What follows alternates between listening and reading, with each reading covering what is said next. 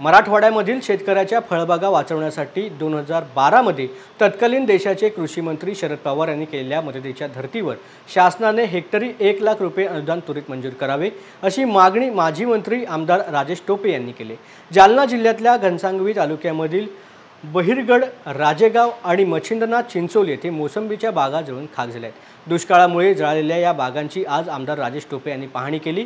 ऐन दुष्काळामध्ये मोसंबीच्या बाग वाचवण्याचे शेतकऱ्यांसमोरचे आव्हान उभे राहिले असून फळबाग जळाल्यास शेतकऱ्याचे आर्थिक नुकसान होईल, त्यामुळे फळबाग वाचवण्यासाठी शेतकऱ्यांची प्रचंड धडपड सुरू आहे। फळबाग उत्पादक शेतकऱ्यांसाठी पाणी टंचाई सर्वात मोठी समस्या ठरली। यावेळेला टोपे यांनी शेतकऱ्यांशी संवाद साधून त्यांच्या समस्या जाणून घेत त्यांना धीर दिलाय। पाऊस नसल्या कारणाने सगळ्या बागांची ही परिस्थिती झालेली आहे।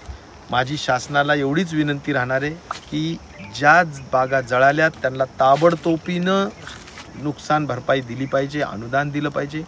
आणि दुसरं कुठल्याही परिस्थिती ज्या थोड्याफार बागा राहिल्या असतील, ज्यांच्याजवळ थोडंफार पाणी शेततळ्यामध्ये असेल, तर त्या लोकांना आपण त्या बागा जगवण्यासाठी जर बाहेरून पाणी आणून जरी जगवावं लागलं तरी त्याला टँकरनी पाणी आणण्यासाठीचे पैसे असतील किंवा त्याला मल्चिंग पेपर आणण्यासाठीचे पैसे असतील, त्यांना बाष्पीभवन होऊ नये यासाठी ज्या ज्या काही औषधांच्या फवारण्या करायच्या त्यासाठीच्या बाबी असतील, त्या सगळ्यांसाठी मला वाटतं निधी दिली पाहिजे। तशा पद्धतीची 2012ला माननीय कृषी मंत्री त्या काळाचे तत्कालीन आदरणीय शरद पवार साहेब यांनी 60,000 रुपये हेक्टरी मदत त्या काळात केली होती।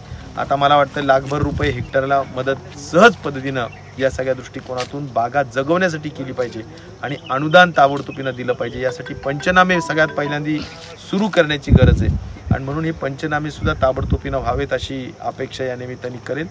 पिण्याचं पाणी नाही आहे, त्यामुळं पाण्याचे टँकर्सच मोठ्या पद्धतीनं सुरू झालेले आहेत, त्यामुळं पाणी प्यायला नसेल तर अशा पद्धतीनं बागा लोक सोडून देत आहेत आणि या बागांचं आयुष्य हे साधारण 25 वर्षाचं असतं आणि अक्षरशः पोटच्या मुलासारख्या या बागा जपलेल्या असतात, कारण यावरच लोकांचं लग्न कार्य, औषधोपचार, आजारपण ज्याला म्हणू आपण, किंवा शिक्षण असेल मुलांचं, सगळं यावर असतं आणि या सगळ्या गोष्टी आज स्वप्न आमच्या भंगलेले आहेत अशी परिस्थिती या ठिकाणी निर्माण झालेली आहे।